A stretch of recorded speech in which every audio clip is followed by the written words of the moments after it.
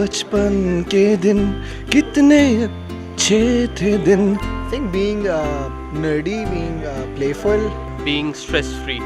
पतंगे बहुत उड़ाई हैं, पतंगे लूटी बहुत हैं, तो ये डेज ज़्यादा याद आते हैं।